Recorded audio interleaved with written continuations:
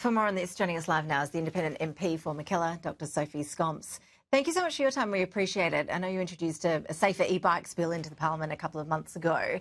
As an independent, you get lobbied to take up and prosecute so many issues. Tell us a bit more about why this e-bike issue is something that you've chosen to make a priority. Well, I'm a federal MP on the Northern Beaches of Sydney, and we're like e-bike central here. And while it's fabulous for kids and other people to have that independence to move around, we absolutely need to make it safe for people to ride e-bikes and for pedestrians. We don't want to see any more families celebrating Christmas without a dear member of their family. Well, you mentioned kids. I know some states impose age restrictions on e-bike riders, but most don't. Do we need a more uniform approach to that, do you think? It's probably a question a lot of parents will be actively facing right now as Christmas approaches. Yes, so now the federal minister, Minister King, has just announced that they will be adopting safer standards on importation. So in 2021, all standards were removed for importing e-bikes into this country. So they didn't have to comply with minimum safety or quality standards. So you're seeing batteries that are unsafe, and also powerful e-bikes that can be ridden like motorbikes being sold to children. And so that is a huge problem. So the new change that the minister has brought in, and what I introduced in my private members bill, was for there to be minimum safety standards for an e-bike. And that's things like the motor being 250 watts maximum. We see children riding bikes. Here in New South Wales, it was legal to have a 500 watt battery, and even people were riding more powerful than that. Also, one thing people don't realise is that the motor should cut out when the bike is going 25 kilometres an hour or more. And also, what happens is it's too easy to just flip these bikes across so that they can be ridden like a motorbike. So all you have to do is use the throttle, and you don't actually even have to pedal.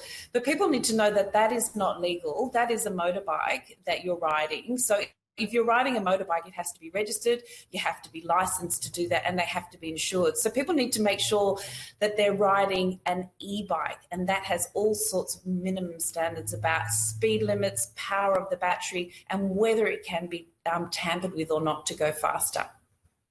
Do you think we need stronger age restrictions, though, so that children under a certain age just aren't allowed to ride them? So I think step one is making sure that e-bikes are e-bikes and we don't have children riding motorbikes around on our roads. But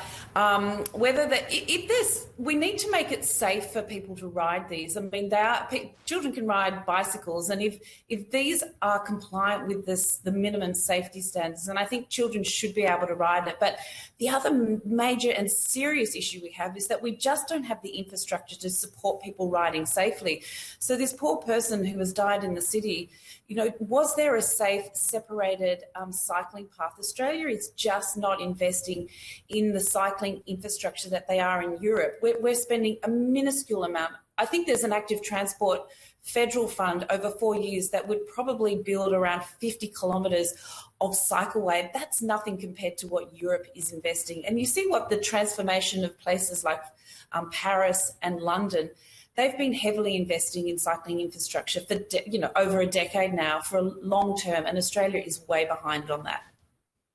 I wanted to ask you about the Jobs for Mates report that we've been reporting on here on Sky News today. I know you've been among those pushing for an independent appointment process. What do you make of the government's response to this report and that decision to pretty much ignore some of the key recommendations? Too late and too weak. It's pretty clear what's required.